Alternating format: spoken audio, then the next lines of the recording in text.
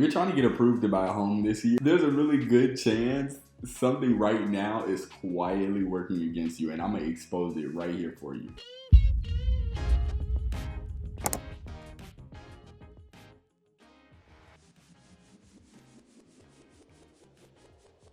Because the problem is, it doesn't even feel like a real mistake. It actually just feels normal, like everyday activity.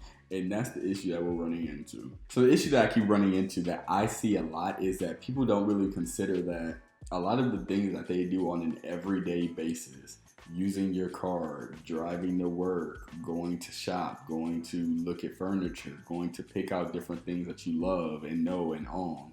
On the surface, none of it really looks like a problem. But that is actually the problem. The gap that I'm noticing when people try to get pre-approved is that there is a momentum gap where people are trying to get too many things all at one time, and they don't realize how the system is looking and analyzing their finances versus how they're looking and analyzing their finances.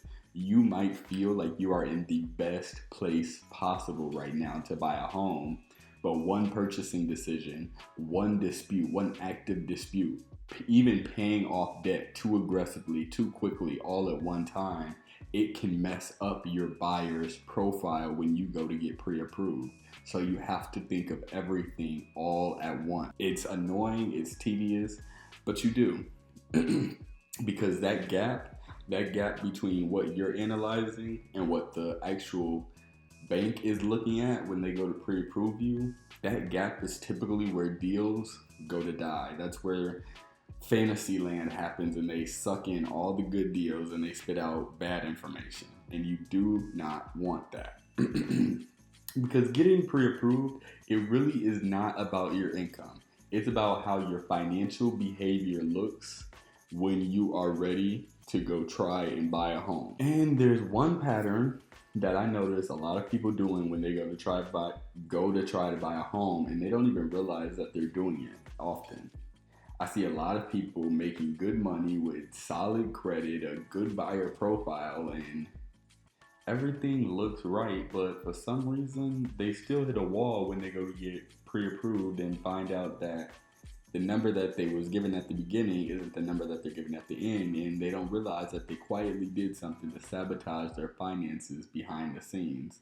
And they don't know what happened, they don't see it, they don't see the simple mistake that they made, they just went on living their life unassuming. They didn't realize that they messed up the entire process with one simple mistake that you might not have even realized or even thought about. So hitting that wall when you go to get pre-approved, that you find out that I might have hit a dispute too hard, or I might have went too aggressively on paying something down, or maybe even I bought a new car and I really needed the car, but there wasn't any way around that cost, but also it set me back from buying a home.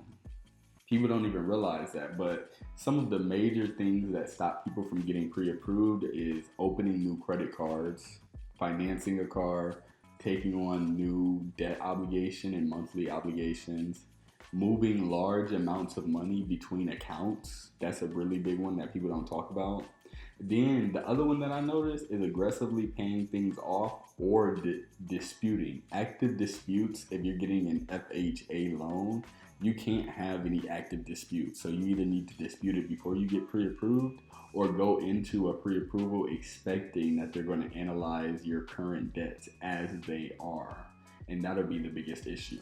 Because from your perspective, you're actually doing everything right. You just don't realize how certain mistakes are even mistakes. You don't realize that buying a car sets off your debt to income ratio and throws off the entire underwriting process. You don't realize that when you open a new credit card, even if you don't put any debt on the credit card, that minimum monthly payment that they expect, that affects your debt to income ratio.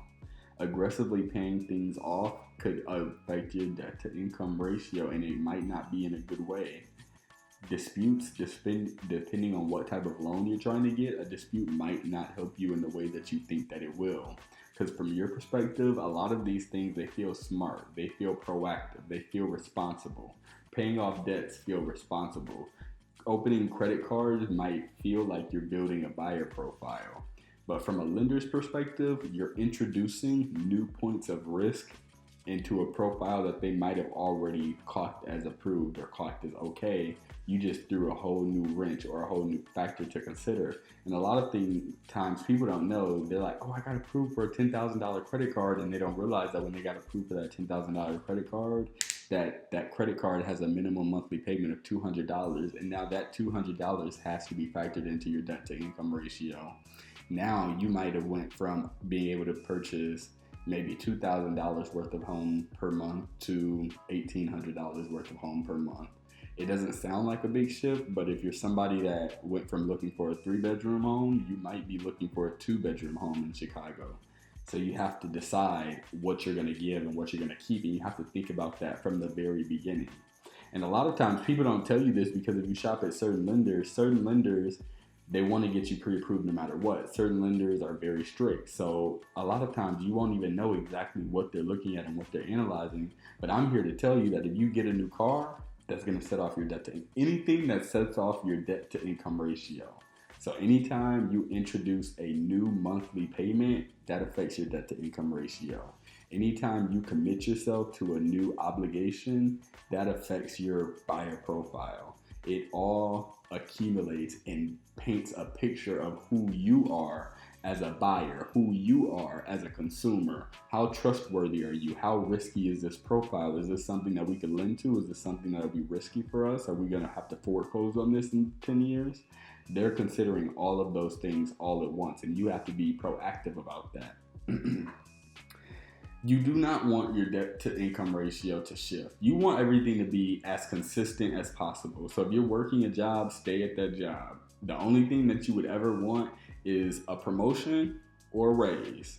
That's all you want. If it's not a promotion or a raise, you hold off on it until after you buy your house. That's what I'm going to tell you. If it's not a promotion or a raise, you can wait. A lot of people don't know though. I'm talking about like buying a car or opening credit cards. Those credit card balances, those are the ones that get people. Those are the silent killers of deals.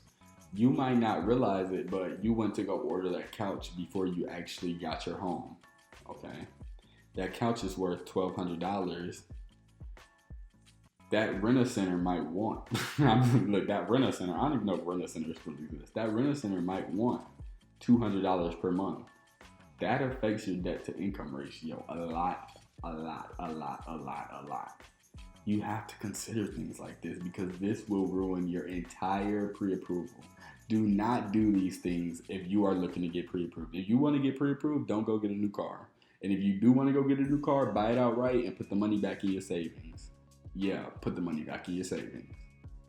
It's a system, and you have to prove to the banks that you're trustworthy. And I'm trying to show you how to do it, because if you can get pre-approved, anybody can get pre-approved. And if anybody can get pre-approved, you can get pre-approved. Just know that.